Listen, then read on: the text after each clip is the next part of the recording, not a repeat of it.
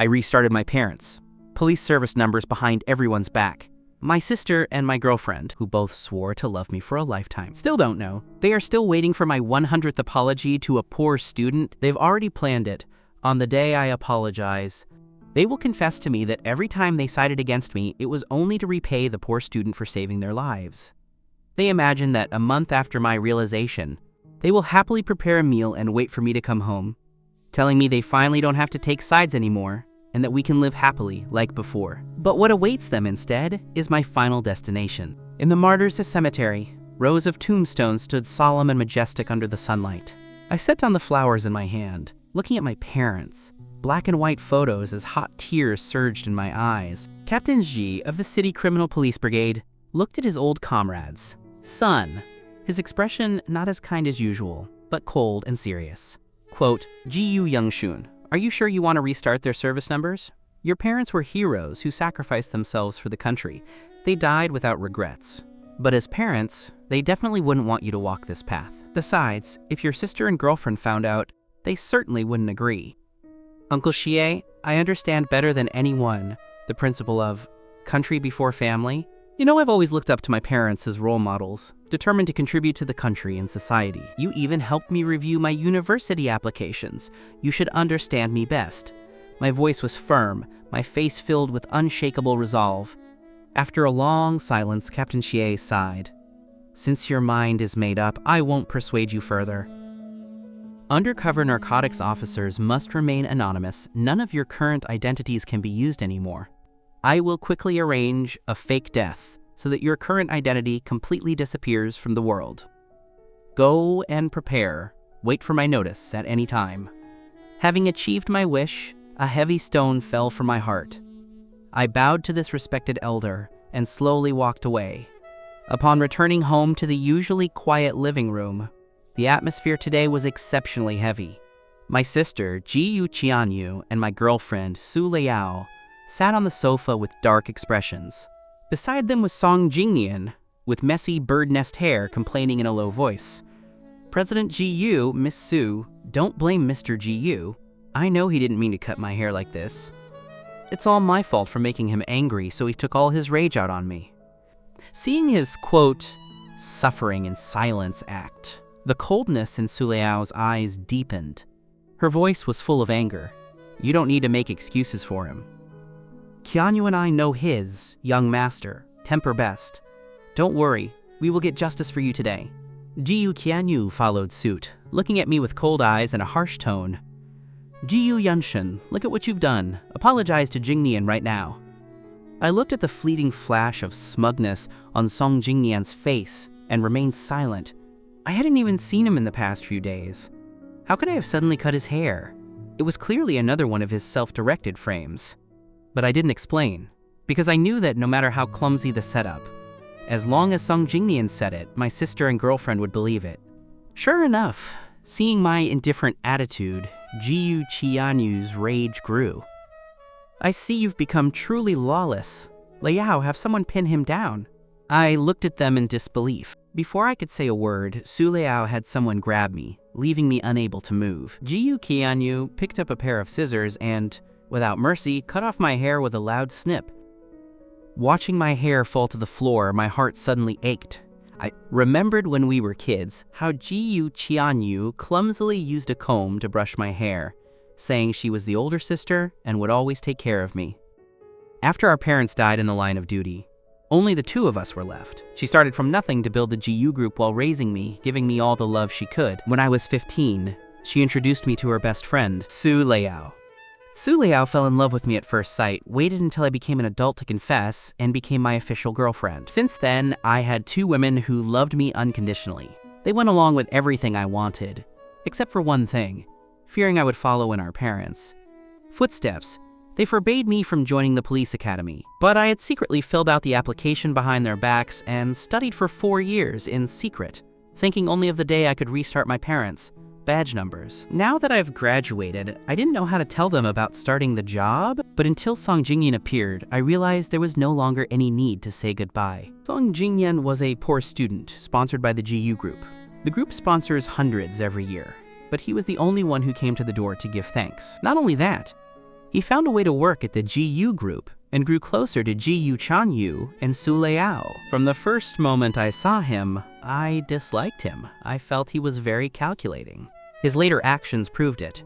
He loved to play the victim, framed me for hurting him countless times, and even claimed credit for my actions during the Great Earthquake a year ago. GU Qianyu and Su Liao both thought it was Song Jingnian who risked his life to save them. That's why they've taken such care of him since. But back then, to save them, it was my legs that were rubbed bloody by debris, and my fingers that were crushed and fractured by stones. After I got them out, I collapsed from exhaustion and lost consciousness, only for Song Jingnian to take the credit. Being slandered over and over had long since made my heart cold. That was why I didn't plan to tell them about restarting the police numbers. Yet I never expected they would be so heartless as to cut my hair, just because of a few casual accusations from him. After the hair fell, Su Liao let go, and GU Qianyu threw the scissors aside. They both went to coax Song Jingnian to eat, never glancing at me again. Looking at their departing backs, I slumped amidst the piles of cut hair and laughed despondently. Waking up the next day, I opened my door to find GU Qianyu and Su Liao waiting. They looked at me with frowned brows. "Young Shun, stop throwing these young master tantrums. Jingnian is the savior of the GU family. You must treat him well. The person we love most has always been you. We are only good to him to repay a debt. Don't be jealous over nothing." I had grown tired of hearing these words over the past year. My lips moved slightly as I uttered a number. 95. The two women looked at each other and asked in unison, "What 95? I looked at them quietly, my voice as still as dead water. "GU Qianyu, Su Liao. This is the 95th time you have hurt me for Song Jingnian's sake. By the 100th time, the most loved person in your mouth will be gone forever." Their faces turned pale. "GU Young Shind, don't make such unlucky jokes." I chuckled softly, my tone sincere. "I'm not joking." GU Chanyu thought I was just being temperamental and frowned. "You are well protected by Liao and me. Who would dare touch you? Where did you go yesterday? Why did you come back so late?" Su Liao sensed something was wrong and pressed for an answer. Just as I was about to speak, a ringtone interrupted. Seeing it was Song Jingnian calling, GU Qianyu quickly answered. Soon, his aggrieved voice came through. "President GU, I've tried everything to make Mr. GU happy, but he still can't tolerate me. Since that's the case, I have to leave. I've put my resignation on your desk. I'm going back to my hometown today. Goodbye." Hearing this, both women couldn't stay still and rushed to the company. Watching their figures vanish at the door, I laughed mockingly and went back to my room. I organized all my belongings and threw them into the trash one by one. The gifts GU Qianyu bought me, the couple's items Su Liao bought, the photos of the three of us, I left nothing behind. By evening, Su Liao and GU Qianyu returned with Song Jingnian. As soon as they saw me, they scolded me coldly. "Young Shun, why did you send someone to throw paint at Jingnian's house? He has nowhere to live and was forced to resign by you. If Liao and I hadn't worked so hard to persuade him back, he really would have gone home. How far are you going to take this nonsense? You used to be so obedient. Why did you change so much after Jingnian appeared? The person who changed, was it me? Or was it them?" Looking at their indignant faces, I felt a deep exhaustion. I didn't want to make useless defenses anymore. My silence was taken as a confession. GU Qianyu said coldly, "Jingnian's current place is unlivable because of you. He will stay at our house for a while. This is your fault, and your room is the best, so as punishment, give your room to Jingnian." I glanced at her, having no heart to argue, and placed the keys on the table without hesitation. "Fine, I'm leaving anyway." Then Su Liao frowned and said, "Jingnian is allergic to pollen. No flowers are allowed in the house from now on." I looked at her too, then called the butler to have the large patch of roses in the backyard removed overnight. Back then, because I liked roses, Su Liao had planted them. Now that I planned to break up with her, those proofs of love were meant to be removed anyway. Even after all this, they weren't satisfied. "Jingnian is a light sleeper and can't stand noise. Meow Meow is too loud, don't let it out anymore." Meow Meow was the cat they gave me years ago to make me happy. It had been with me for a long time. 2 hours later, a pet agency arrived, and I sent away the cat I had raised for 5 years. Seeing my submissive attitude, Su Leao and Ji Chanyu sensed something was off. I gave no explanation and went upstairs alone. Looking at the empty new room, I felt a strange sense of relief. I was leaving soon anyway. These things should have been cleared out. I didn't want to leave any trace of myself behind. Late at night, a persistent knocking broke the silence. When I opened the door, I saw Song Jingyan. He raised his hand to show a luxury limited edition watch on his wrist, his face full of smugness. Quote, "Mr. Ji, President Ji gave this to me this morning, but I don't understand brands. Help me see what style it is and how much it's worth." During this waiting period, I didn't want any conflict with him, so I tried to close the door immediately. But my pupils shrunk when I saw the watch. That was the last memento our parents left for my sister and me. Why would Ji Chanyu give that to an outsider? "Give it back to me." My expression changed drastically. I instinctively tried to take the watch back. Seeing me move, Song Jingyan smirked, his plan succeeding. He turned and ran. I chased him, intending to stop him. But he just smiled smugly at me, opened his hands, and threw himself down the stairs. With a loud thud, Su Leao and Ji Chanyu were startled out of the study. Seeing Song Jingyan lying in a pool of blood, unconscious, they were terrified. Su Leao rushed down and took him in her arms. "Jingyan, wake up!" Ji Chanyu grabbed my hand and demanded harshly, "I knew you were just pretending to be obedient. You waited until our backs were turned to bully Jingyan. Ji Youngjun, you disappoint me so much." Song Jingyan's injuries were serious. They rushed him to the hospital, dragging me along forcefully to make me apologize the moment he woke up. Not long after he was pushed into the operating room, a nurse came out anxiously. "The patient has lost too much blood. Who has Rh-negative blood?" Almost instantly, Ji Chanyu and Su Leao grabbed my hands. I felt a surge of anger and threw their hands off. "I'm not giving it. Why should I?"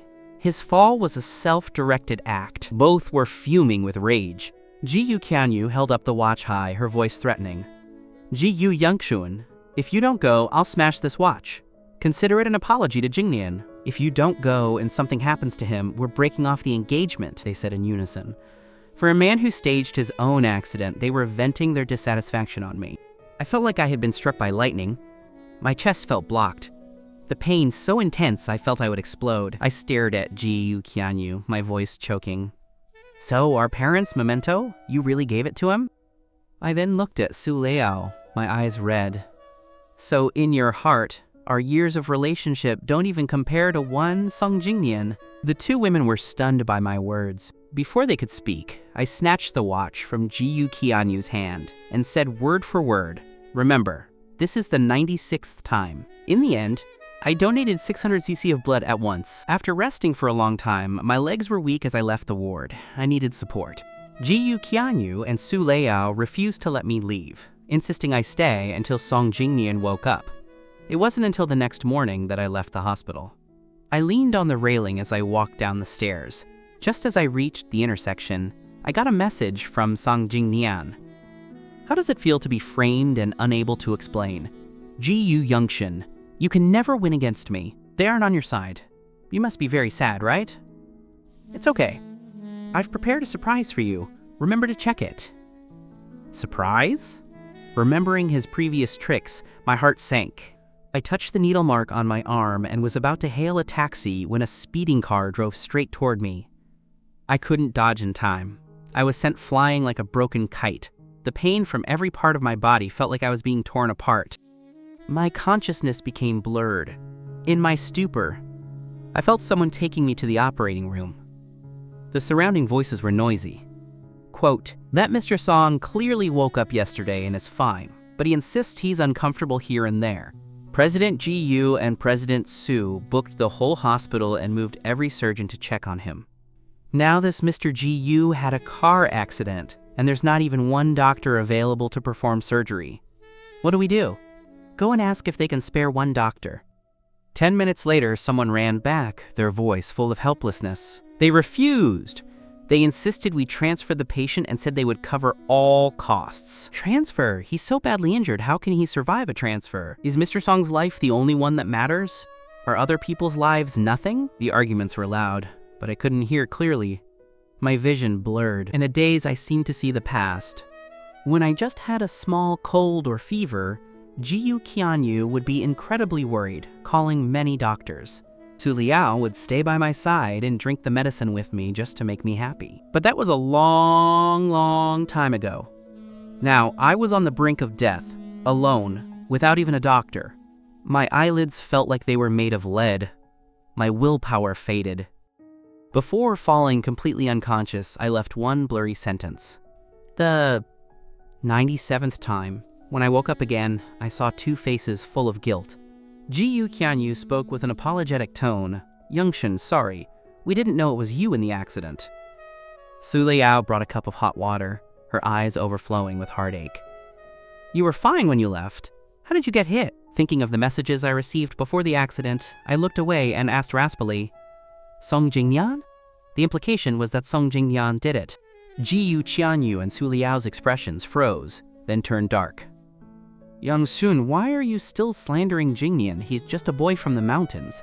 How could he plan something like this? Yeah, Jingyan is still lying in the hospital. How would he have time to harm you? Looking at their certainty, I didn't want to waste any more words. I closed my eyes, my voice full of fatigue. I'm tired. Please leave. Seeing my pale face, they eventually stopped talking and left one after the other. A few minutes later, my phone on the table rang. Youngsun, I've arranged everything. We leave in about a week. Understood. I follow orders and can leave at any time. Before I finished, the door was pushed open. Jiyu Qianyu and Su Liao walked in with furrowed brows, looking at me suspiciously. What? Leave? Where are you going? I calmly hung up. I was asking about being discharged. Why are you back? Su Liao picked up the car keys she had left behind. She wanted to ask more, but was interrupted by a nurse rushing in. President Jiyu, Miss Su, Mr. Song just vomited. Watching them leave without a second thought, I smiled silently. In the following days, the two women rarely appeared. Even if they came, they would leave shortly after with an excuse. I knew they were taking care of Sung Jingnian. After all, I received all kinds of photos and videos from him every day. Jiyu Qianyu would cook chicken soup for him herself. Su Liao would blow on his food to cool it down. The limited edition sneakers she bought to cheer him up filled half the ward. I watched silently and never replied. I didn't tell anyone when I discharged myself. Just as I reached home and was entering the passcode, a van suddenly stopped behind me. 4 or 5 masked men knocked me unconscious with a club. When I opened my eyes, I saw Song Jingnian. He pressed some buttons on a screen and looked over arrogantly. Good, you, reawake. I just sent messages to President Su and President Jiyu, saying you and I were kidnapped together. Mr. Jiyu, guess who they care about more? I stared at him, wanting to ask why he repeated these boring tricks. But my mouth was stuffed, and I could only make muffled sounds. My body hadn't recovered, and I couldn't break free. A few minutes later, the kidnappers tied Sung Jingnian up too.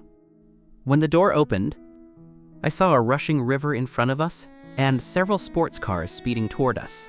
When Jiyu Qianyu and Su Liao got out of the cars, Song Jingnian immediately put on a pitiful expression. The kidnappers held knives to both our necks. Did you bring the money? Su Liao had people throw over a dozen boxes on the ground, her face dark. The 30 million you wanted. Let them go. The kidnappers sneered. Our condition was 30 million per person. This only saves one. You choose. In the cold wind, I saw the two women's faces become incredibly distressed. Jiyu Qianyu was furious, but didn't dare provoke them. Wait another half hour. The other 30 million is coming. We can't wait.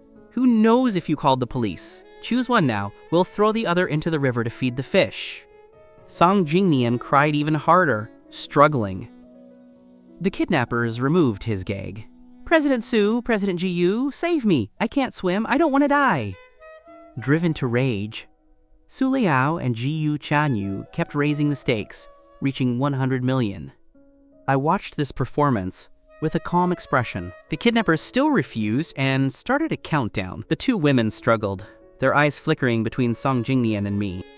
When the count reached 3 and both men were pushed halfway over the edge, Jiyu Qianyu finally broke. She shouted, Save Jingnian first. He saved us. We have to repay him first. Youngshen, trust me, I will definitely save you too. Su Leao also looked determined. Save him! He can't swim!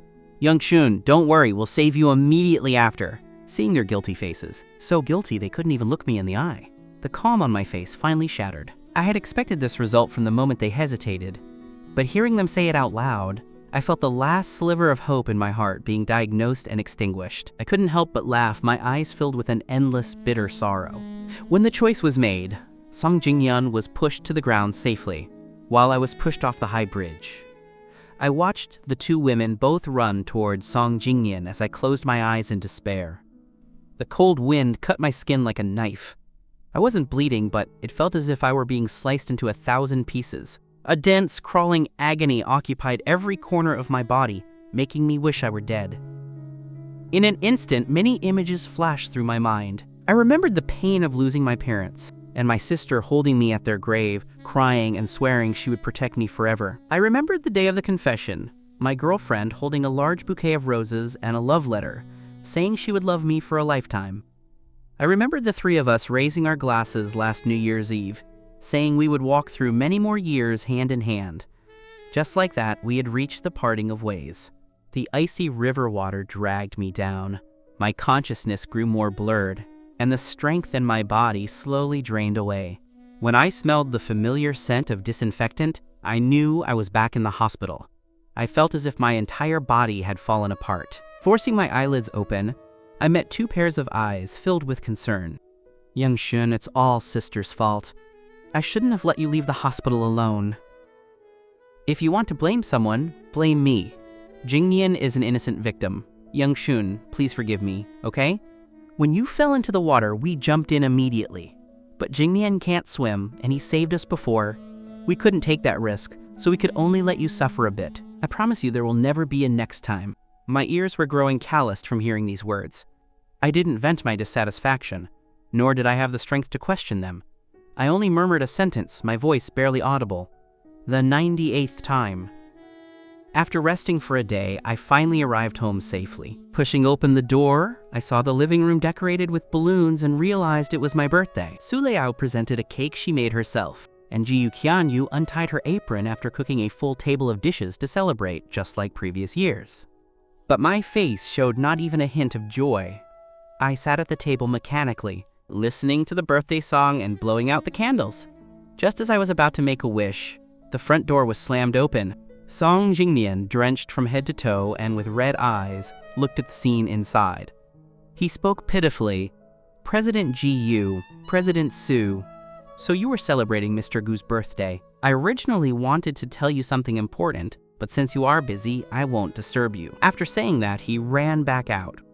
As soon as he spoke, the two women stood up without hesitation. With a heart as cold as dead ashes, I didn't try to keep them.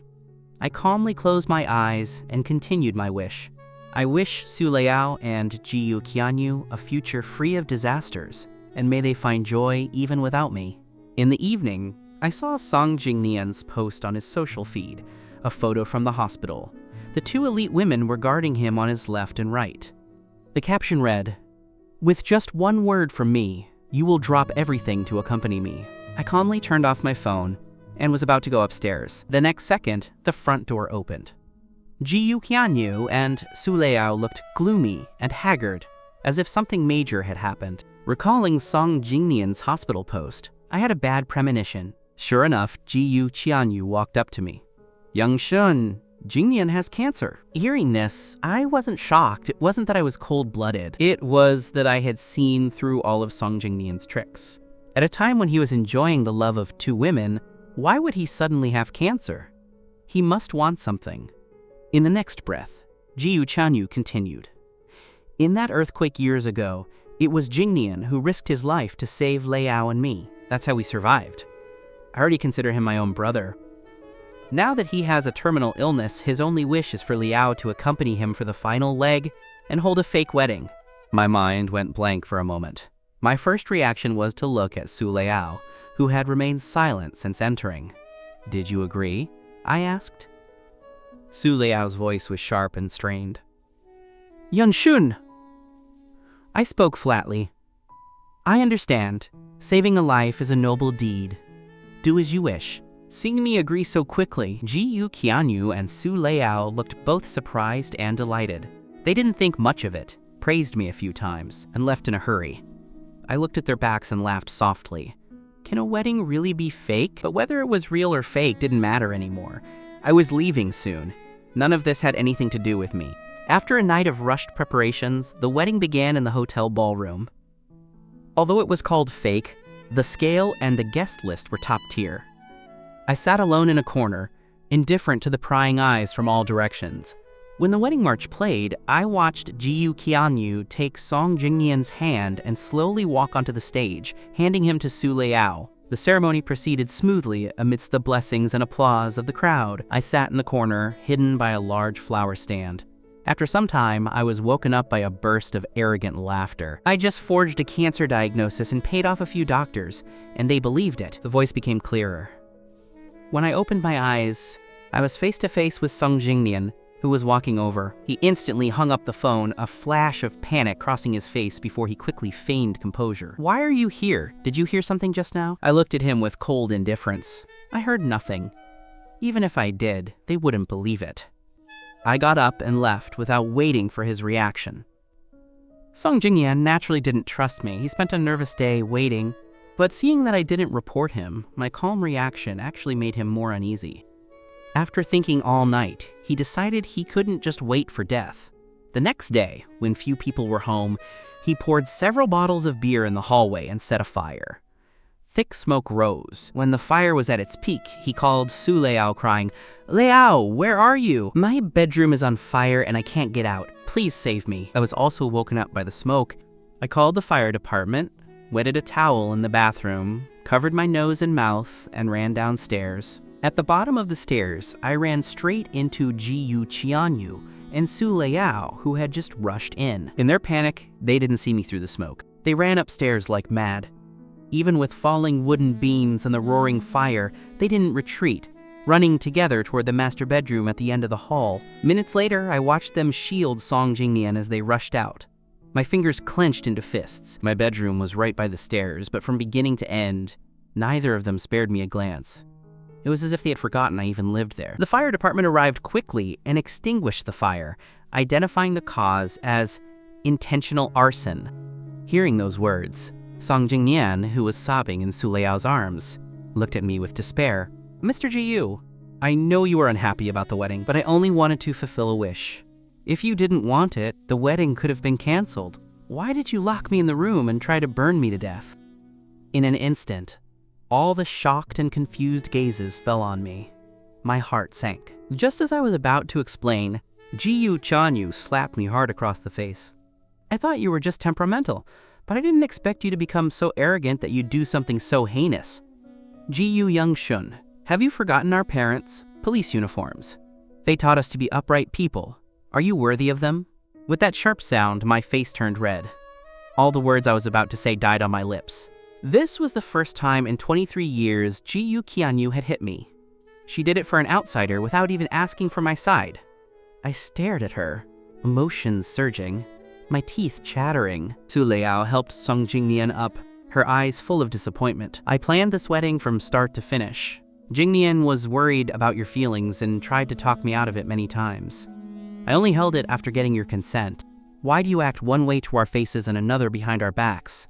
If you have a grudge, you should take it out on me, not a terminally ill patient." Facing their fury, I felt I couldn't breathe. I took a deep breath to pull back my fading sanity. First, the firefighters only said it was arson. They didn't say I set the fire. Do you take his word as absolute truth? Second, I know my parents were police. I, Ji-yu Young-shun, am upright and worthy of anyone. I would never do something so wicked. Third, I don't care if the wedding is real or fake. As for the terminal illness, seeing me explain word for word with such conviction, Ji-yu Qianyu and Su Leao, who were blinded by rage, began to calm down. Hearing the words terminal illness, Song Jingnian panicked, fearing they would learn the truth. He tilted his body and fainted. This sudden turn of events threw them into chaos again. They didn't listen to the rest of my explanation. Before leaving, Ji-yu Qianyu called the butler, her voice colder than winter frost.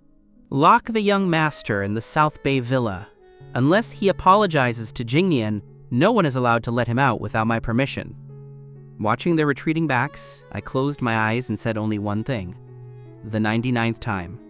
During the 5 days I was locked in the villa, I didn't leave my room once. Aside from 3 meals delivered to the door, no one visited me. As the days passed, it finally reached the date I had agreed upon with Captain Xie. That morning, as I was thinking of a way to escape and rejoin the force, I heard a commotion downstairs. Ji Yu, Qianyu, and Su Leiyao had returned with Song Jingnian. Soon, the door that had been locked for days was opened. The 2 women walked in with cold faces, but seeing the slap mark on my face that hadn't fully faded, their tone softened. Jingnian has forgiven you and promised not to pursue your fault. Don't do this again. Liao and I can tolerate your willfulness, but we cannot tolerate you doing something so harmful. I said nothing, turned, and went downstairs.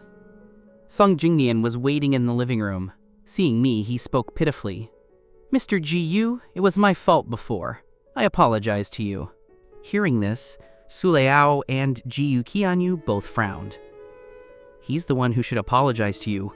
Jingnian, you don't need to be so humble. I ignored them, put on my shoes, and prepared to go out. Ji Yu Qianyu had a bad premonition and stepped forward to grab me. Where are you going? I looked back at her with a mocking smile. Today is the anniversary of our parents' death. Have you forgotten? The wind in the mountains was strong, making my clothes flutter. I set down the chrysanthemums and kowtowed heavily before the tombstone. Seeing blood seeping from my forehead, Su Leiyao and Ji Yu Qianyu couldn't bear it and pulled me up. All right, Mom and Dad know your heart. There's no need to kowtow like this. They'll only be happy if you're well. Don't hurt yourself or others anymore. Song Jingnian, seeing this, also started kowtowing and let out a hiss of pain. Instantly, both women let go of me and turned to shield him in their arms, their faces full of heartache.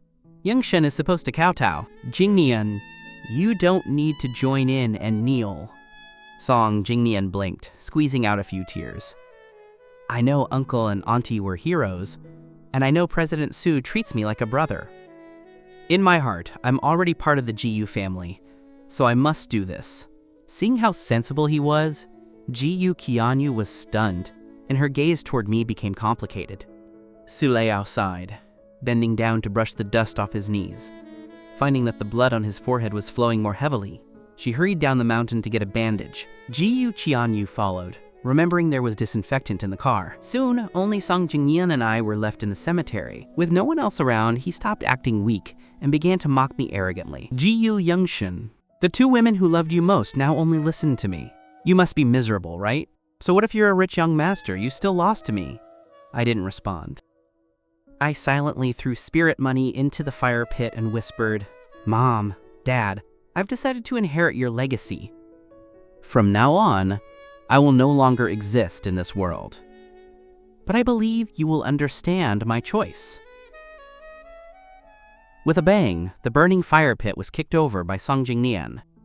Sparks flew out, burning red spots onto my hands.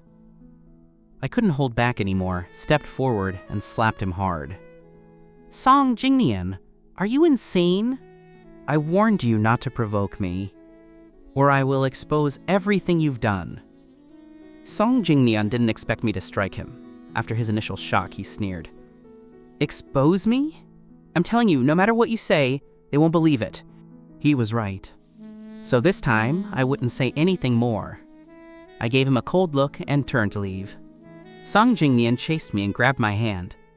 Ji Yu Youngshen, don't be so arrogant, I'm telling you, I hate your face the most. So what if you're a young master?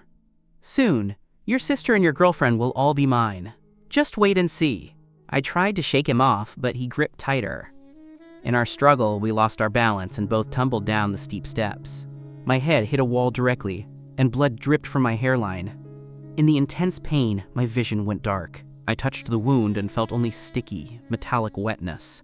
My strength faded and I could only lie in a pool of blood, gasping. As light returned to my eyes, I heard 2 anxious voices.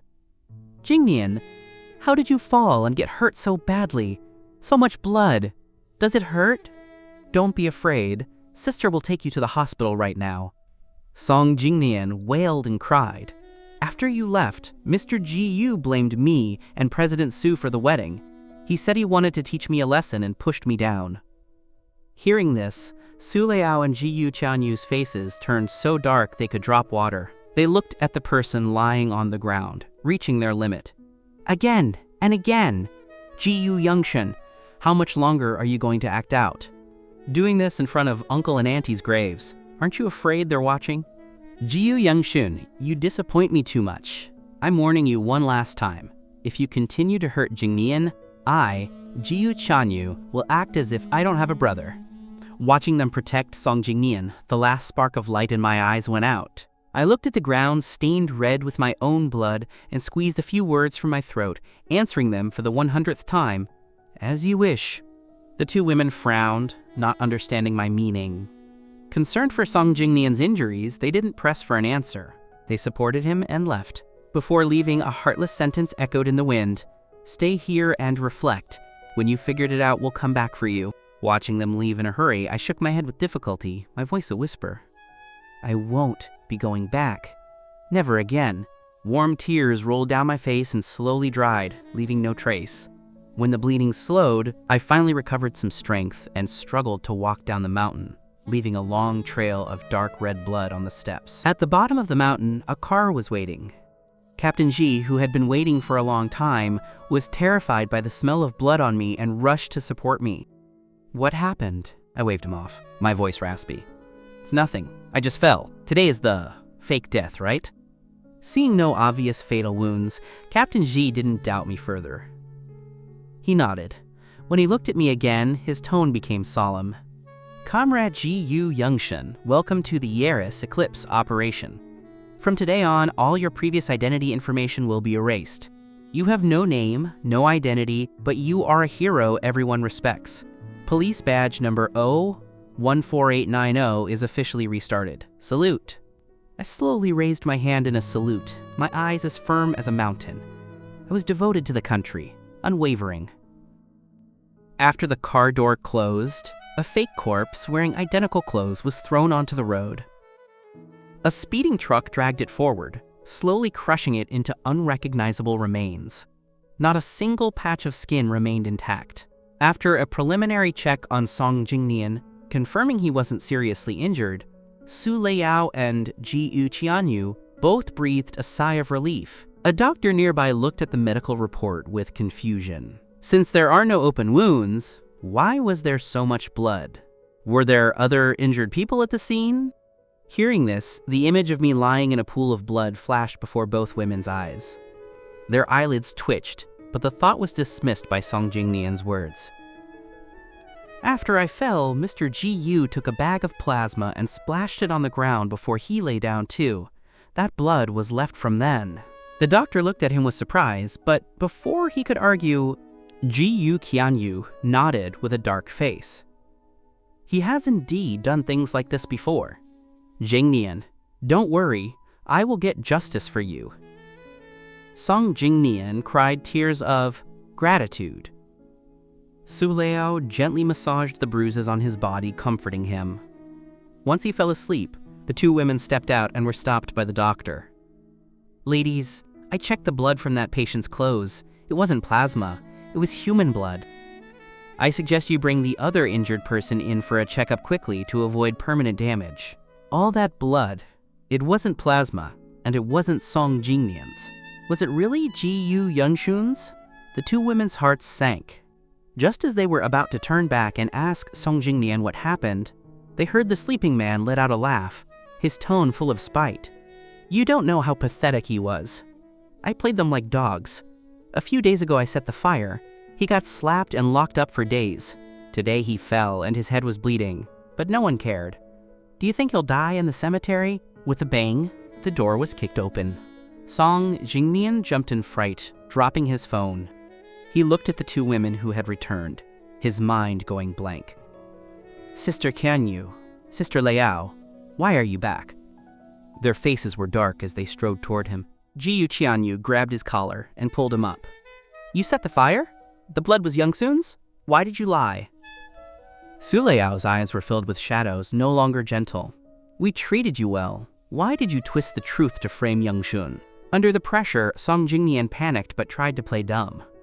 Quote, "What are you talking about? How could I do such a thing?" Once suspicion is born, it grows like wild weeds. Recalling everything that happened recently, the two women looked at each other and saw the same doubt. Looking at his pitiful face, Su Liao felt no more mercy. She called a nurse and booked a full-body checkup, starting with oncology. Song Jingnian's face turned deathly pale.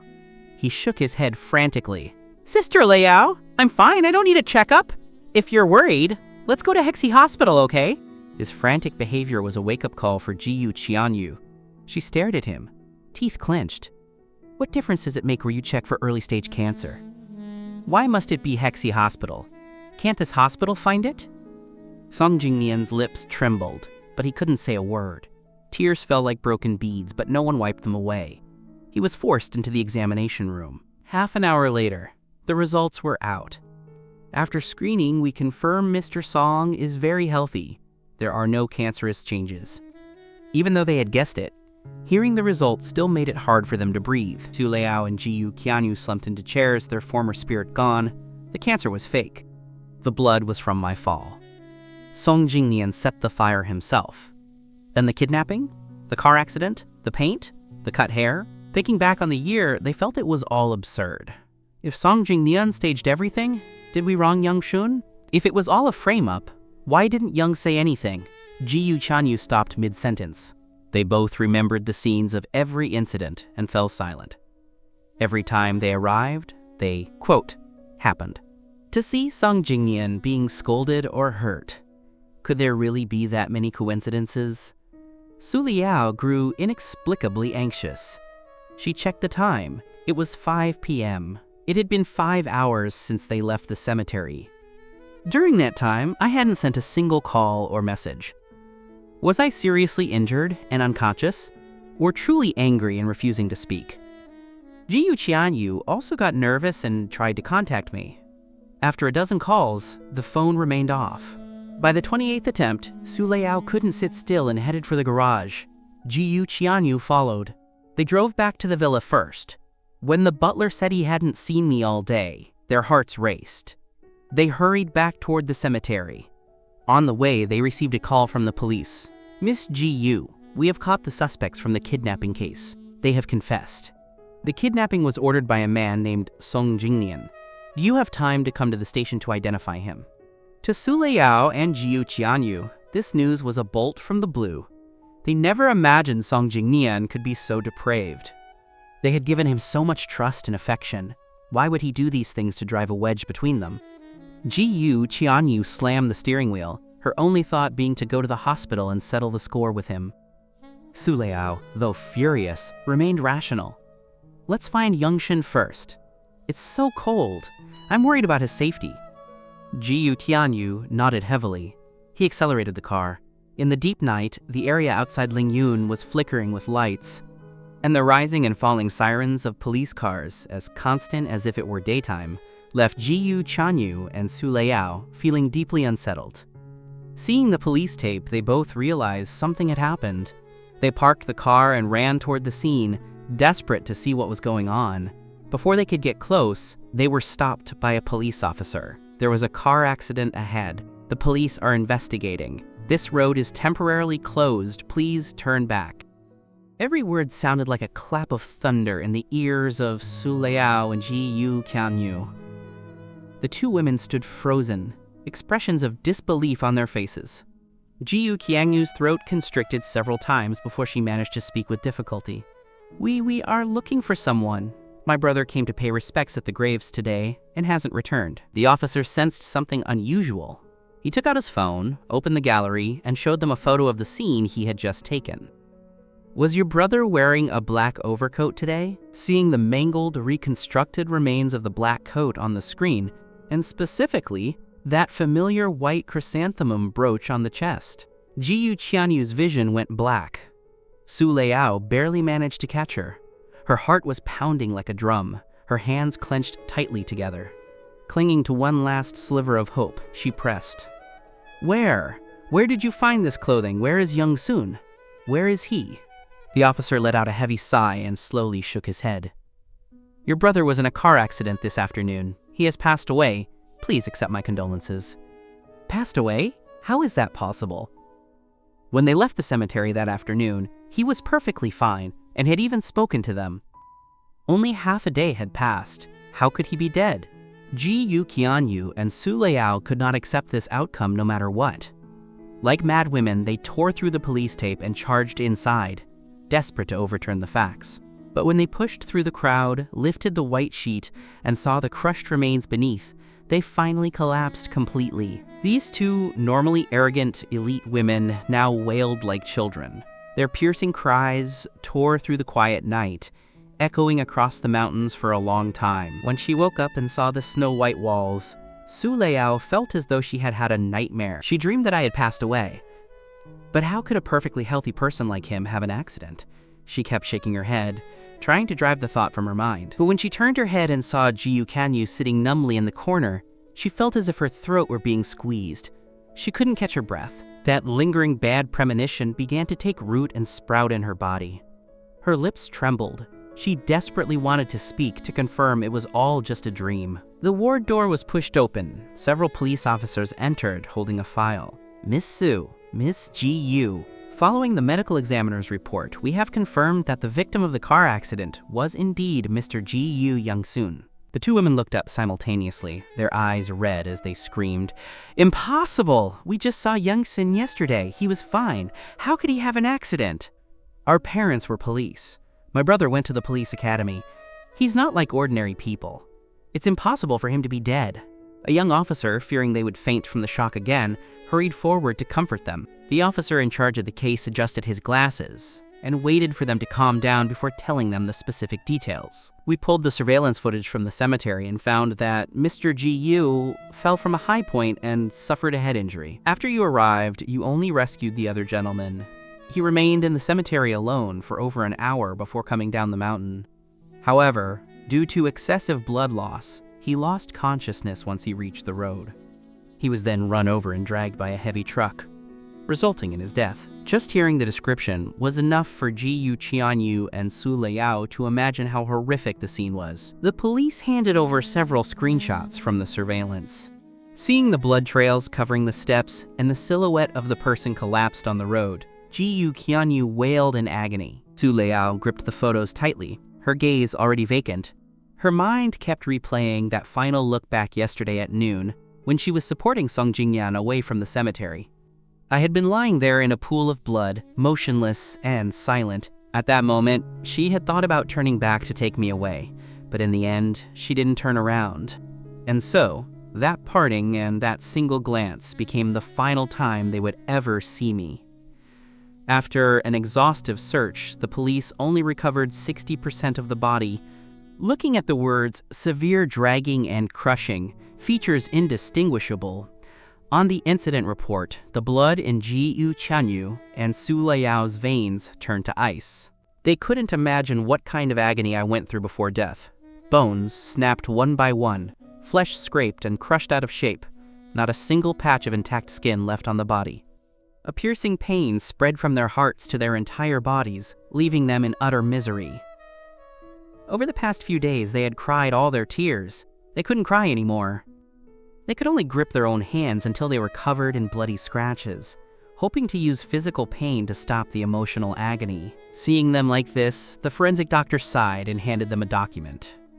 The deceased's appearance is severely damaged. We suggest you send him for cremation as soon as possible, so he can find peace in the ground. Ji-yu Qianyu's hand trembled as she signed her name in the family column. As the final stroke landed, she felt the breath that had sustained her until today finally vanish. Beside her, Su Liao stared blankly at the white sheet, the light in her eyes extinguished. The room was deathly silent. After an unknown amount of time, the secretary walked in and reported in a low voice, "President Su, President Ji-yu, the matter you asked about has been clarified. We took photos of Mr. Song and Mr. Ji-yu to the Earthquake Rescue Organization. They stated that the person who risked his life to save people back then was Mr. Ji-yu. At the time, everyone in the organization assumed no one in that area survived, but he insisted on digging through the ruins. He dug alone in the disaster zone for 2 days before rescuing you both. Finally, he collapsed from exhaustion and had to recover for a long time. This news was like a blade stabbing into the hearts of Su Liao and Ji Chanyu. Both were jolted. Their haggard faces turned completely bloodless. It turned out the lucky person who saved them wasn't Song Jingnian at all. It was the me they had treated with constant bias and repeated hurt. In an instant, their hearts felt as if they were being scorched by fire, an unbearable torment. And the news that made their spirits tremble didn't stop there. We also found the thugs who threw the paint before. They confessed that everything was ordered by Song Jingnian. Even the previous robbery and the harassment at the bar were all self-directed acts. This belated truth, set against the backdrop of the tragic reality, was so absurd and farcical. Their self-righteous repaying of a debt was actually an act of repaying kindness with enmity. How disappointed and sad must he have been, being hurt over and over by his closest sister and most trusted girlfriend. Ji Qianyu and Su Liao didn't dare think further. Guilt and regret hit them like a giant wave, completely submerging them. In front of my body, the two of them said, "I'm sorry," for the first time. "I'm sorry, Youngson. I watched you grow up. How could I doubt you would do those things? You must hate sister so much. I shouldn't have left you in the cemetery, letting you die a tragic death in the wilderness. If Mom and Dad see this from heaven, they must be heartbroken. That day I should have taken you with me. Clearly you were the one in the most pain. Why did I leave? I said I would take care of you for a lifetime, yet I hurt you the most. I'm sorry, I'm sorry." Desperate wail after wail echoed in the room, but there was no one left to respond. My grave was chosen in Nanshan Cemetery. It was close to the Martyrs' Cemetery, quiet, and rarely visited by strangers. On the day of the burial, Ji Qianyu held the ashes, and Su Liao held the portrait as they walked up the mountain in a light drizzle. Aside from a small number of the Ji family, the others attending the funeral were my old classmates and friends. Looking at the black and white photo, no one could fathom how a perfectly fine person was suddenly gone. Because the news of the death came so suddenly, everyone was in a heavy mood and couldn't help asking what had happened. I just saw Young-soon a month ago. I asked him to attend my wedding in 2 months, and he agreed to come. How could it be a car accident? Qianyu, what exactly happened? We watched Young-soon grow up. Tell the truth to your uncles. He was your own brother, and now he's gone so young. Why haven't you even prepared a proper memorial service? Facing everyone's questions and doubts, Ji Qianyu knelt on the ground and kowtowed heavily to the elders, her voice full of sorrow. It's me, the sister, who failed in her responsibility.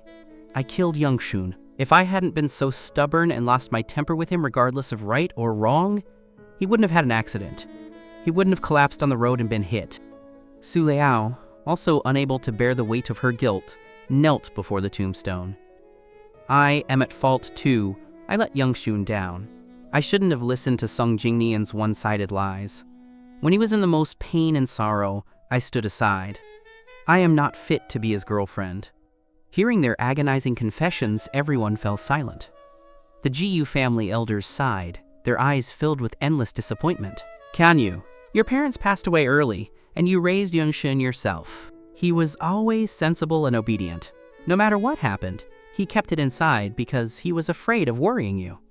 I thought you, as his sister, would understand him. How could you be so foolish? Young-soon was such a kind child. How could you hurt him so much for an outsider? Liao, how did you become like this? Su Liao and Ji Qianyu's faces slowly grew ash-gray. The fine rain continued to fall. Mourners came and went, and as the sky darkened, the two of them still refused to leave. Staring at the face frozen on the tombstone, they felt a daze. This photo was taken by them for my 18th birthday, his coming-of-age portrait. Back then, Ji Qianyu's career was flourishing, the young couple's love was at its peak, and the three of them had moved into a new villa, dreaming of a happy future within reach. They thought all their hardships were over, and the rest of their lives would be smooth sailing. They never imagined that after only a few years, everything would turn into a reflection in the water, a flower in a mirror. And the culprits who destroyed all that beauty were none other than themselves. If they had stood by me unwaveringly, if they had more patience to find the truth, if they had cared for him more, everything would have been different. But there are no ifs in this world, and no medicine for regret. Those endless apologies and infinite guilts would accumulate in their hearts, becoming a chronic pain they could never let go of. By the 7th day in the psychiatric hospital, Song Jingnian was on the verge of a mental breakdown from the torment. He hadn't had a full night's sleep. Every time he woke up, he faced the abuse of a room full of people. These psychiatric patients would forcibly cram leftover food into his mouth, intentionally grab his head and slam it against the wall, and use small stone chips to cut his hands. Old wounds on top of new ones. Even his face was covered in countless blisters from being burned. Looking at that ghastly, unrecognizable face in the mirror, Song Jingnian was at his breaking point. He waited until the others in the room were asleep, then tiptoed to the door to knock and cry for help. But the medical staff and workers ignored him, as if they couldn't see him. Here, no one listened to a crazy person's plea for help, especially a crazy person whom the higher-ups had specifically ordered to be taken special care of. So, even though Song Jingnian shouted until his throat was parched, he received no response. Finally, he lost heart and slumped to the floor, his once clear eyes now bloodshot and shrouded in exhaustion and despair. The weather was cold, and his exposed legs quickly turned purple from the frost. Pus seeped from his unhealed wounds. He heard the footsteps upstairs starting again, and the terror that had just died down flared up again. They were awake. Everyone was awake. The nightmare was returning. Song Jingnian curled into a corner, his whole body shaking uncontrollably. Just as he was most terrified, 2 figures loomed over him. He looked up at those 2 familiar faces, grabbed their legs, and wailed loudly. "I was wrong. Sister Qianyu, Sister Liao, I shouldn't have harmed Mr. Jiyu. I promise you this kind of thing will never happen again. For the sake of me saving you, please let me go. I'll leave this city tomorrow and never appear before you again. I swear." Looking at Song Jingnian now, the 2 women only felt disgust. Jiyu Qianyu raised her leg and kicked him hard, showing no mercy or lingering affection. Su Liao's gaze was colder than winter frost. She took out a key and weighed it in her hand, her voice utterly cold. "You want to leave? Fine, I'll ask you a few questions. As long as you tell the truth, we'll give you the key. If there's a single lie, then stay here for the rest of your life." Hearing this, a spark of hope reignited in Song Jingnian's heart. He quickly stated, "I'll talk. I'll tell you everything. Just please let me go. We treated you as well as we possibly could. Why did you drive a wedge between us and Young Soon?" Song Jingnian flinched. He instinctively wanted to lie, but seeing their predatory glares, he didn't dare make up another story. He bared his heart. I was just jealous that he had people to pamper him. I wanted to be like him, a rich young master with nothing to worry about. Just because of that bit of selfishness, you caused his tragic death? Su Liao clenched her fists, her eyes closing as her nose stung with grief. "You got everything you wanted, so why did you frame him over and over again?" "I was just insecure. I wanted to prove that I was more important to you than he was. Every time there was a choice between us and you protected me, it was the happiest time of my life. Only then did I know I was worthy of being loved." Every word was like a cold arrow piercing the hearts of Jiyu Qianyu and Su Liao. Those unbearable past events became a hurdle they could never cross. The complex emotions surging within them made it impossible to stay calm. Before the final test, they asked one last question. "After all this time, have you ever repented for your actions?" Repented? Hearing this word, a flash of confusion crossed Song Jingnian's eyes. He didn't understand. Since they both knew the truth, why ask such a boring question? Was repentance useful? Song Jingnian didn't think so. But stimulated by his survival instinct, he squeezed out 2 tears. "Of course, I really regret it. I shouldn't have harmed Mr. Jiyu. Although he wasn't as good to me as you were, but you're lying."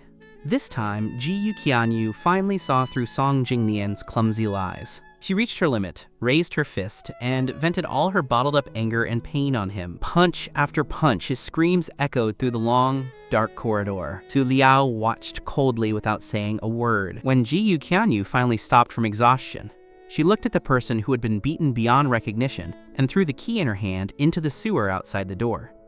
"Since you aren't honest, stay here and wait for death." Watching his only way out being blocked, the dizzy Song Jingnian stopped acting.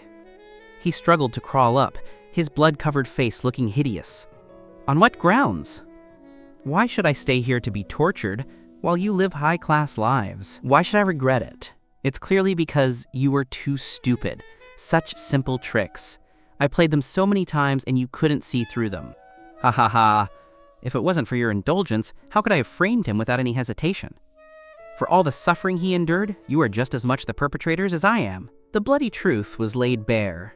Su Liao and Ji Yu Qianyu staggered, nearly unable to breathe. They stared at him, eyes practically spitting fire, yet they couldn't deny the facts. You used our guilt and gratitude to drive a wedge. If it weren't for you, how could we have misunderstood, young son? You are the culprit, you madman. If I had known you had such a heart of a scorpion, I would never have saved you back then. Since you have no remorse, just wait for your retribution. Having reached this point, Song Jingyan knew there was no turning back. He no longer felt fear and laughed like a maniac. Retribution? I never believed in retribution.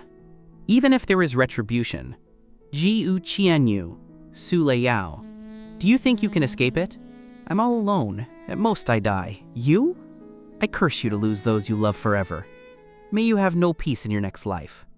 To Ji Yu Qianyu and Su Liao, these crazed, nonsensical words were like adding fuel to fire or salt to a wound. They couldn't control their grief and rage anymore. They called the staff and demanded that Song Jingyan taste every bit of pain I had suffered. The man's screams echoed in the air, but the pain of the two women was not relieved. They understood better than anyone that no matter how they repented or how they sought revenge, Ji Yu Young-sun would not come back. They would never have a chance to make amends. The twilight completely swallowed their lonely, dejected figures. There was silence in the car, save for the sound of ragged breathing.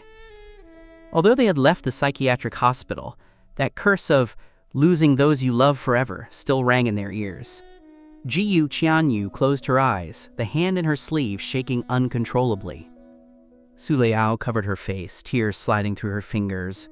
The bone-deep pain hit them like a storm. People say time can dilute pain, but that saying had no effect on Su Liao and Ji Yu Qianyu. As the days passed, every memory of me became clearer in the long river of painful, agonizing time. The burned villa was rebuilt, and both moved back. The room's furnishings and decorations were restored to their original state, new roses were planted in the garden, and the little cat that had been sent away was brought back. Everything seemed as though it hadn't changed. But everyone knew everything had changed. The young man who would sit on the balcony making tea and reading. The boy who, rain or shine, ran 5 kilometers in the yard every day. The person who would make heart-shaped breakfast for his sister and girlfriend. He would never come back. Because they lost the most important person, this villa that was once filled with laughter slowly grew desolate. Su Liao locked herself in her room and didn't step out for months. Ji Yu Qianyu spent her days drinking, never having a sober moment. The only times they saw each other were at my grave, where they remained silent. Winter went and spring came. The small daisies on the grave withered and bloomed again. On my 25th birthday, the two sat in Nanshan for an entire day before heading down. On the way back, Ji Yu Qianyu asked in a heavy voice, "I'm going to see Mom and Dad. Are you coming?"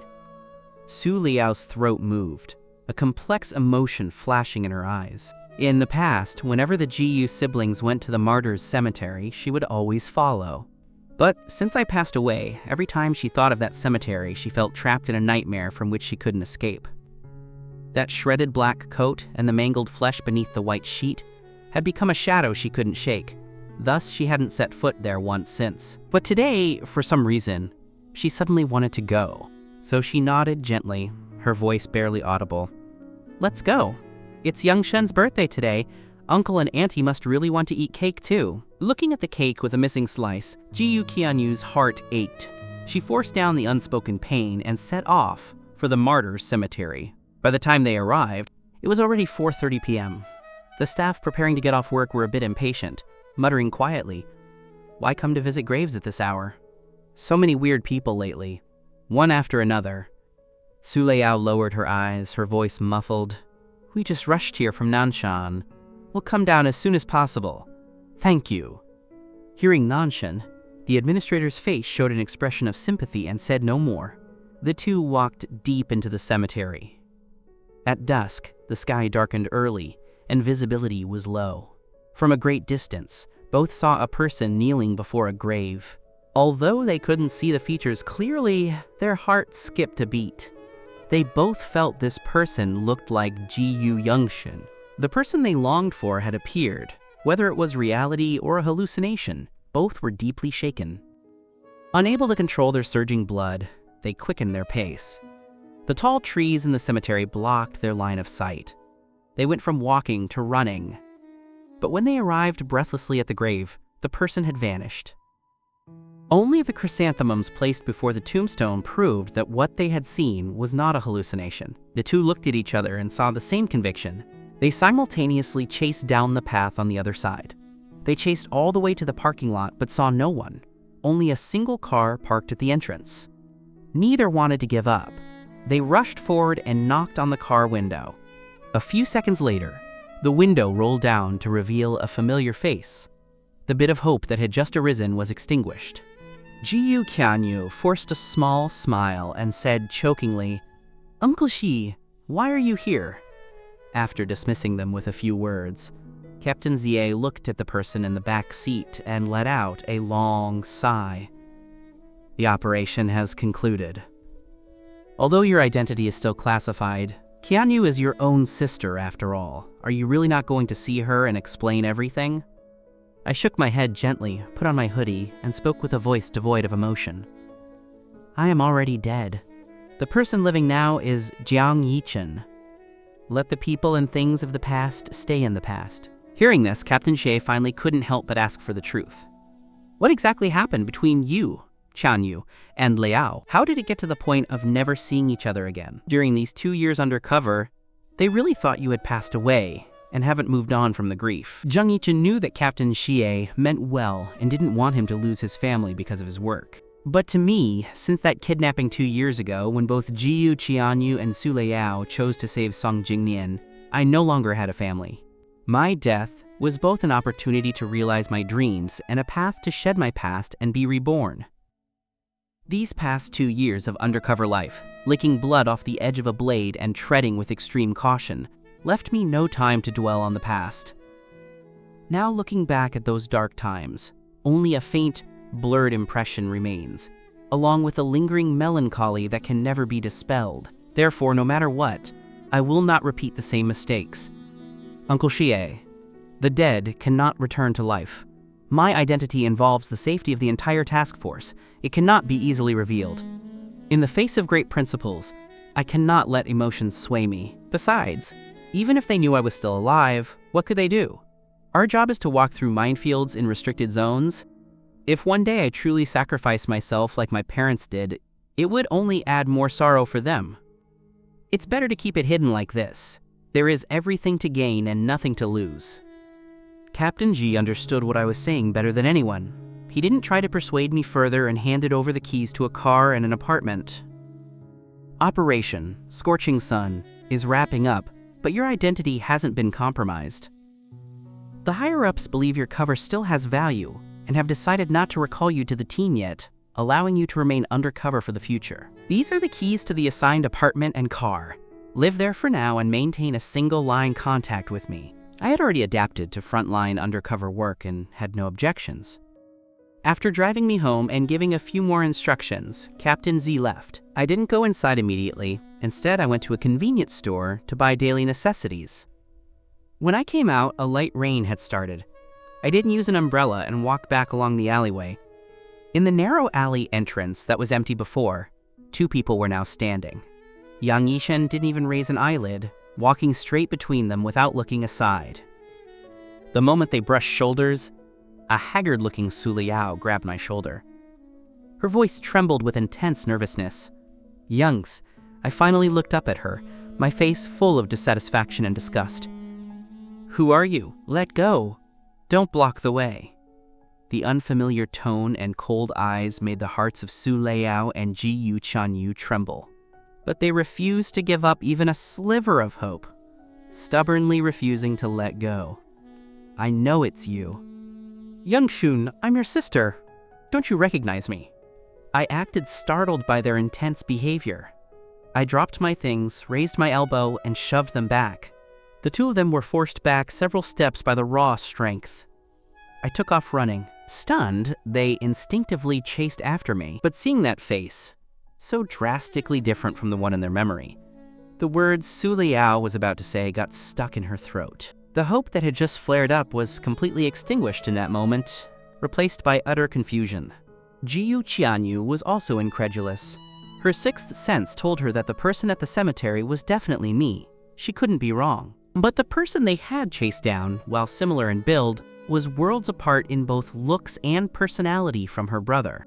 While they were dazed, a shop owner had already called the police. 10 minutes later, officers arrived and took all four of us back to the station. With the police present, I didn't hold back. I recounted the night's events with righteous indignation and vivid detail.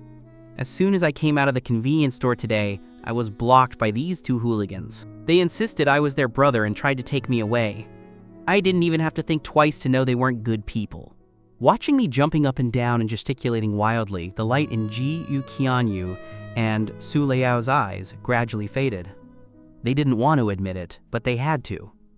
This man named Zhang Yichen was not Jiyu Yangshun. In the past, no matter how much Song Jingnian framed me, no matter how wronged or angry I was, I would never have been so crude, loud, and lacking in manners. A person's appearance can change, and a voice can be disguised, but a personality and temperament could never have such a massive contrast. Unaware of their thoughts, I finished my performance, slapped the table, and said, "That's exactly what happened. Officer, the testimony is all here, and there's definitely surveillance footage. You have to help me." The officer recorded everything word for word and turned to Jiyu Qianyu and Su Liao. "What's your story?" "We went to the cemetery and saw him paying respects. We thought he was someone we knew, so we followed him to ask. It was an accident." Hearing this, I got even angrier, shooting them a glare.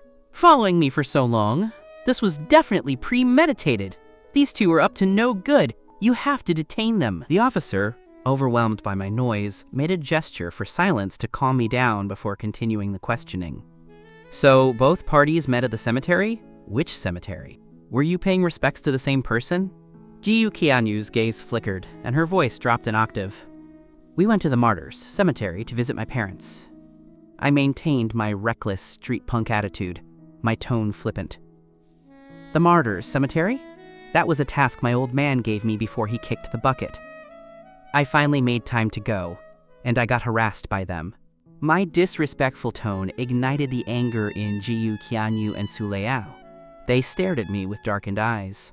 Su Liao reiterated, "I'll say it again. It was just a case of mistaken identity," I scoffed, my face full of disdain. "Mistaken identity? You're joking. I don't know you at all. You catch me and keep calling me brother, brother. You can't even recognize your own brother? You must be blind. Whoever is your brother is truly cursed." These offensive words thoroughly enraged them. Both stood up simultaneously, fists clenched. "Watch your mouth. Youngson isn't someone a street thug like you can be compared to." Just as a fight was about to break out, Captain Z finally arrived to clarify that it was all a misunderstanding. Out of respect for him, the police dropped the matter and let everyone go. He led the three of us out of the station. I was still muttering about why the matter was being brushed aside. They're clearly two female thugs. If you ask me, they should be locked up. Captain Z gave me a helpless look and sharpened his tone. "Forgive and forget. Since it's been cleared up as a misunderstanding, let it go. It's late. Go home." With that, he hailed a taxi and shoved me inside before I could protest further. After the car drove off, Captain Z turned to Su Liao and Jiyu Qianyu with a kind smile. "Just a young man's temper. Please don't be angry with him." Seeing their parents' most trusted comrade, the uncle Xie who had looked after them since childhood, defending such a foul-mouthed person, a seed of doubt grew in Jiyu Qianyu's heart. "Uncle Xie, who is this person exactly? Why did you take him to my parents' graves?" Captain Z had anticipated this question on the way over and produced his prepared story. Yichen's family are fishermen. Before your parents sacrificed themselves, they saved Yixin's father's life. He remembered their kindness and has been visiting their graves for years. 2 years ago, his father died of a brain hemorrhage. On his deathbed, he was still talking about it. Yixin promised to visit once a year. I happened to run into him today and gave him a ride. The story was logical and seemed perfectly reasonable, yet, for some reason, both women felt something was off, though they couldn't quite put their finger on it. Captain Shi, not wanting them to dig deeper, explained further.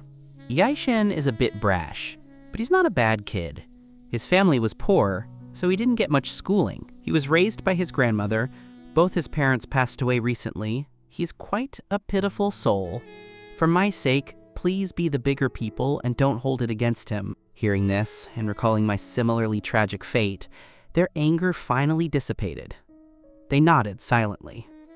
Captain Xie, knowing who they were thinking of, let out a long sigh and patted their shoulders. Young Soon has been gone for 2 years. One must look forward. Don't be too sad. He has Captain Ji Yu and your mother taking care of him in heaven. He wouldn't want you to keep brooding over it. Though they were words of comfort, Su Liao and Ji Yuqianyu's moods only grew heavier. They looked up at the cloudy, starless night sky. If there truly were spirits after death, would their parents be utterly disappointed seeing them hurt me over and over? Would the Yongsun who died so tragically in despair ever forgive them? Bitterness and pain flooded their hearts. Unable to speak, they silently turned and got into their car. The drive back was quiet. Returning to the villa and seeing the dark, lightless rooms, both were lost in thought. If Yongshun were still here, he would surely run to the balcony and wave to them with a smile. Today was his birthday, but he would never eat birthday cake again. All night, Su Liao tossed and turned. Her mind kept replaying that silhouette she saw at the martyrs' cemetery. Was that person really not Yongshun? Zhang Yichen. Zhang Yichen. She whispered the name until dawn, finally unable to help herself. She got up and sent a message to her secretary. As the sky brightened outside, she went downstairs to get some air. Upon stepping out, she saw Ji Yu Qianyu standing in the corner. Both had dark circles under their eyes. Ji Yu Qianyu asked casually, "Where are you going?" Su Liao was dazed. She didn't know where she was going. Her instinct was to flee this prison full of memories. "I don't know. Just getting some air." She drove out aimlessly, her mind a mess. When she came to, she realized she was back in the alley from yesterday. I think Things Gay was an old neighborhood with many small shops. Breakfast stalls were already open, and steam rose from the bun steamers. Through the mist, Su Liao saw me.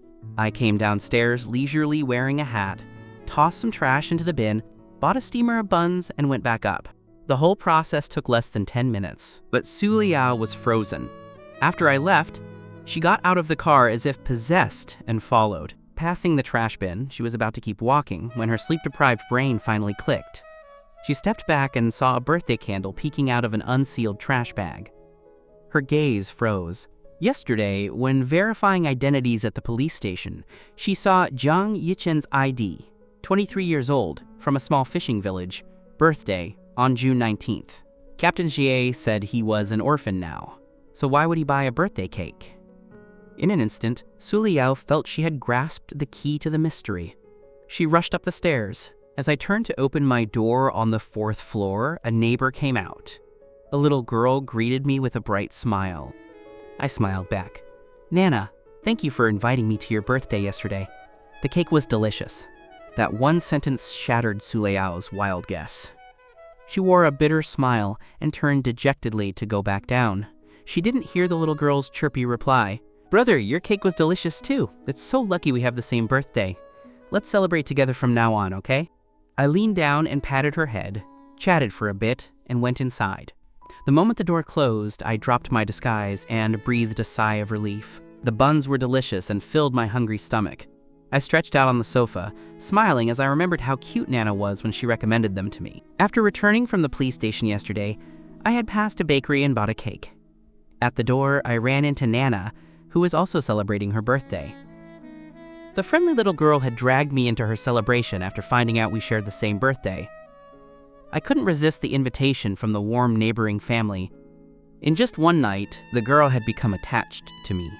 Knowing I had just moved in, she introduced me to many local foods. After dealing with the monsters and demons of criminal syndicates for so long, returning to normal life and meeting such good neighbors made me truly happy. Whatever the future held, at least for now, I had the peace I dreamed of. For me, that was enough. I bought many household items and tidied up the place. Because of my special status, I rarely went out, and when I did, I covered myself up. Despite being so careful, I discovered I was being followed, and I happened to know the people following me, Su Liao and Jiu Xianyu. After running into them at the cemetery, I didn't expect them to find me.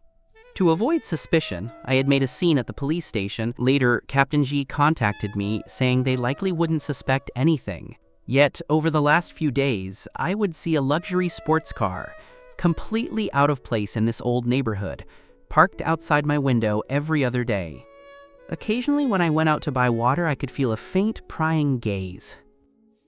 During my 2 years undercover, I had learned to play a street thug perfectly to hide my identity.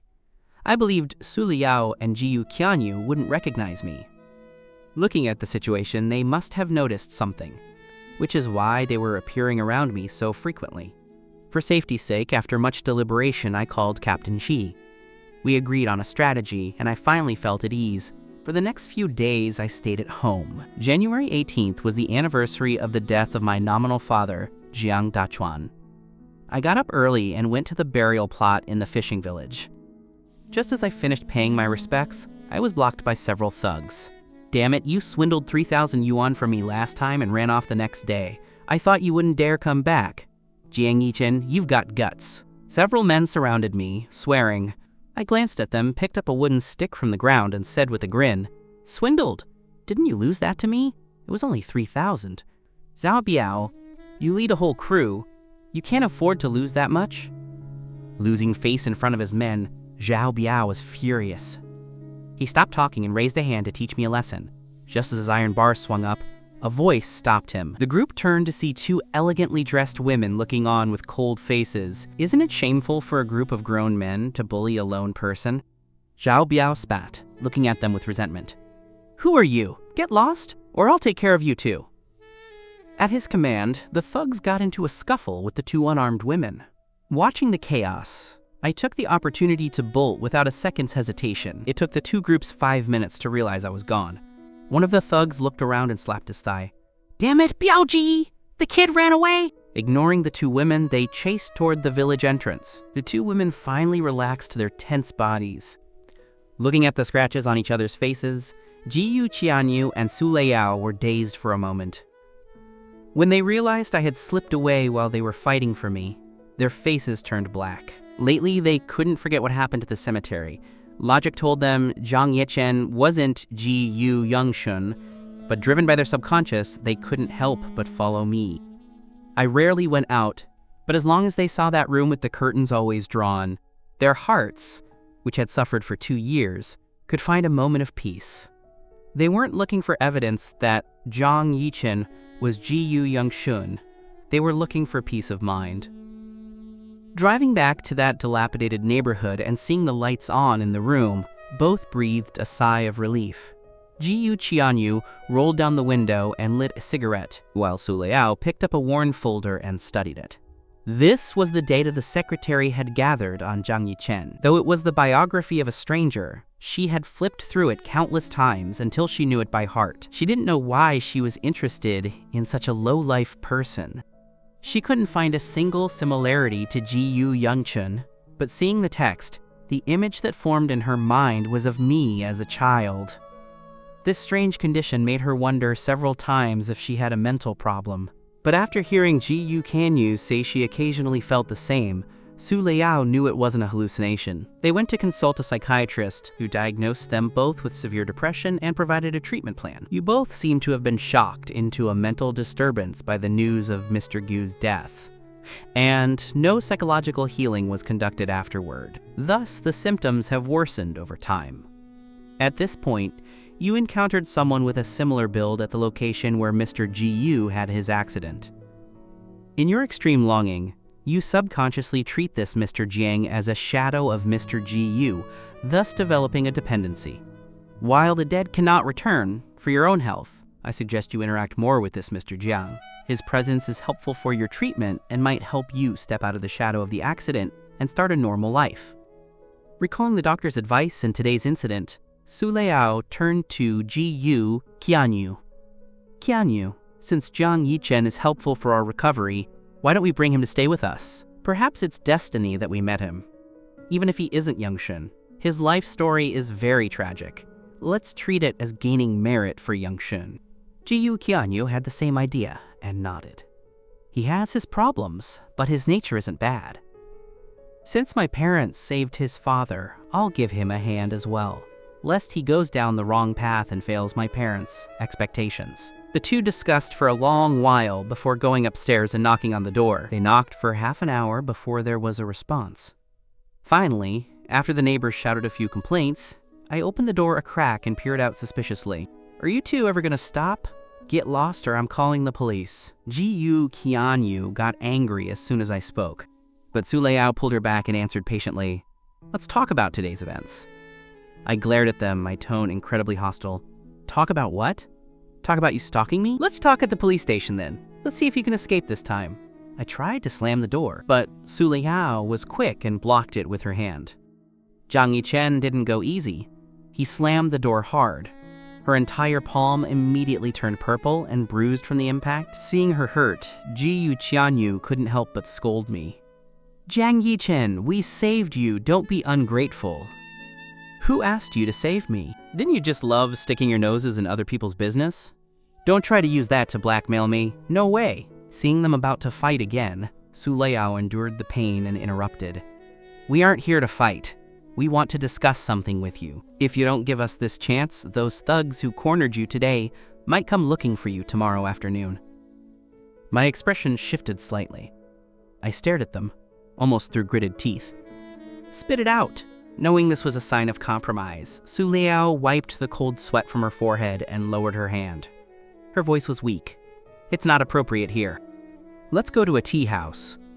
In the quiet private room, after hearing their request, I wore an expression of disbelief. What do you mean? Hire me to help you get better? I didn't even finish middle school. You want me to treat your illness? Are you too crazy? Aren't you afraid I'll kill you? You don't need to do anything. You just need to move into the villa and live with us. When Ji-yu Qianyu said this, the suspicion on my face deepened. Do you take me for a 3-year-old? With your scammer looks, do you think I'd believe there's such a thing as a free lunch? Psychos! Su Liao took a deep breath and handed over a business card to prove her identity. I didn't even look at it before throwing it in the trash. I can make these things too. Ji-yu Qianyu handed over a bank card and said simply that there was 8 million yuan inside. I weighed it, snapped it into pieces, and sneered. Trying to use me to launder money? I won't fall for that. They proposed countless conditions, all of which I refused. Ji-yu Qianyu's patience was wearing thin. What will it take for you to believe us? I took a sip of tea, crossed my legs, and pointed out the window at the tallest skyscraper in the city. Buy that building first to show me your strength. A few days later, when they came with proof of the acquisition, I still didn't take them seriously and made a new request. I heard the Union Temple is very effective.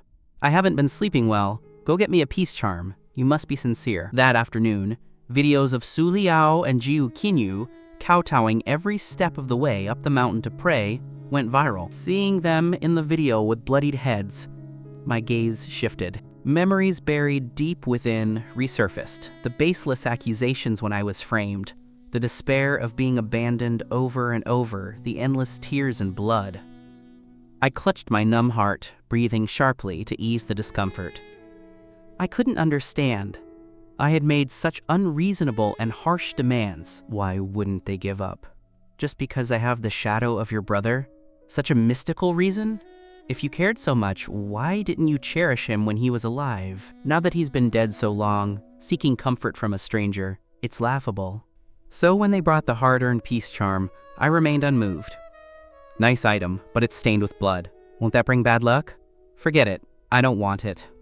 Take it back. I threw it back at them and headed upstairs. An enraged Ji-yu Qianyu grabbed my hand. Why do you trample on our sincerity over and over? What more do you want? I stopped and looked her up and down. I'm not satisfied with the two of you. Can't you tell? Few people make me hate them at first sight. The words came from Jiang Yichen, but for some reason both felt like Ji-yu Yangshun was standing there. In an instant, the guilt and pain returned, agonizing them like a dull knife. Their faces turned pale and their hands fell limp. Ignoring them, I turned and went home. The heavy night descended, and the world felt like an endless abyss they were falling into. I thought, after saying such hurtful words, these two proud women would stop bothering me. But things went far beyond my expectations. Before, I would only see them every few days. Now they had bought the vacant house next door and moved in. I truly didn't know what they were thinking, but I didn't compromise because of their erratic behavior. Although Operation Scorching Sun ended, and I had gone quiet as a pawn, there were undercurrents beneath the surface. Next month, tomorrow, or even the next second, the undercover persona of Jiang Yichen might be activated by the organization again. I was prepared for battle at any time. Thus, in public, I continued to play the loudmouthed slacker thug. Toward Jiyu Qianyu and Su Liao, I remained cold.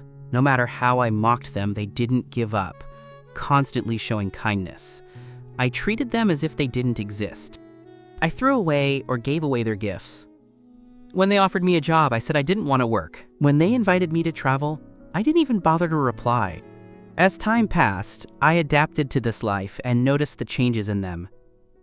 They seemed addicted to being rejected, becoming more persistent with every failure. Their gazes toward me grew stranger. Occasionally, I would hear them accidentally call me by my old name. Young Sun. It had been so long since I heard anyone call me that. I was dazed for a second before quickly recovering. After calming my heart, I did something rare. I turned and spoke to the Jiyu Qianyu, who had used the wrong name. I'm not some young shun. If you're sick, go see a doctor. Don't go crazy here. As I turned, because the movement was too wide, the necklace hidden in my collar swung out. Seeing the ornament on it, Jiyu Qianyu's face changed instantly. If she wasn't mistaken, the floating flower pattern on the jade was identical to the one on the watch left by Mother Jiyu, the one I had cherished like a treasure. After the accident, Jiyu Qianyu had searched every inch of the road and the house and couldn't find it. Why did Jiang Yichen have the same one? Suddenly, the delusion she had denied countless times, that Jiang Yichen was Jiyu Yangshun, resurfaced. This time, the feeling was stronger than ever. She chased downstairs to find proof, but the night was too dark, and she couldn't find the silhouette she longed for. Her excitement overshadowed the disappointment. She gripped her hands, turned back to the 4th floor, and prepared to tell Su Liao the good news. After seeing my silhouette disappear, I stood up from a crowded late-night snack stall and got into a car parked by the road. Once the door closed, I reported the recent situation, emphasizing that Su Liao and Jiyu Qianyu might be suspicious. He listened and then nodded gravely. I understand. I'll handle things here. Don't worry. My mood finally eased. Does the operation start tonight? Captain Shi handed me a sealed file and spoke in a deep voice. Operation Excellence officially starts at 10 p.m. tonight. Your identity remains the street thug Jiang Yichen, but your code name is changed to Nie Dongyan. The next day, Su Liao and Jiyu Qianyu were woken by noise in the hallway. Once they were alert, they jumped off the sofa and ran to the door without even putting on shoes. Opening the door and seeing a group of people moving furniture out from next door, they were stunned. Where is Jiang Yichen? He's not even here. How can you move his things? The landlord rolled his eyes at them. He only rented for 2 months, and now he's moved out. Of course I have to clean up for the new tenant. The news was a devastating blow. They never expected that after only one night, Jiang Yichen would vanish from under their noses. Excited all night by their guests, they couldn't accept this outcome, and tried everything to find my whereabouts. But the landlord, the neighbors, everyone knew nothing. My name wasn't even on the list of travelers leaving the city. I had vanished like a drop of water in the ocean. They were one step away from the truth, but the only person who could give them hope had vanished. This was a heavy blow. They returned to the state they were in when I first died, haggard and lifeless. Under the pain of crushed hope, they could only maintain their sanity by insisting that Jiang Yichen was me, and had only left because he didn't want to be found. But this mental support weakened as the days passed. They nearly turned the city upside down, but found no trace of him. They could only lock themselves in the small apartment they had bought, hopelessly waiting for my return. Day after day, the living room filled with empty bottles and ash. Waking up from a drunken stupor to an empty room, Su Liao had a splitting headache. The alcohol on the table was gone, and she was thirsty. She went to the bathroom, and as she was about to turn on the tap, a strand of hair in the corner caught her attention. She picked it up and stared at it. Her clouded mind suddenly cleared. She woke the sleeping Ji-yu Qianyu, and the two rushed to the hospital's genetics department. Every second of the half-day wait was agony. Driven by adrenaline, Ji-yu Qianyu also contacted the one person who might know where Jiang Yichin was. When Captain Ji received the news and arrived at the hospital after work, the test results had just come out, stamped with a red seal confirming no biological relationship. In that instant, the final string in Ji-yu Qianyu and Su Liao's bodies snapped. Tears poured from their red eyes and their bodies shook uncontrollably. They tore the paper to shreds like madwomen, watching the fragments fall like snowflakes. A flash of heartache crossed Captain Ji's downcast eyes. The night I left, he had sent people to clean the apartment. That strand of hair was something I left intentionally, just to sever the last bit of doubt in their hearts. Although the result was too painful for them, for the success of the operation, all sacrifices were worth it. With this conviction, his sadness was fleeting. He quickly became the rational, calm criminal investigation captain again. He walked to them and stated the reality. Qianyu, Liao, young Shun died 2 years ago. Don't pin your emotions on an illusory guess, you have to try to move on.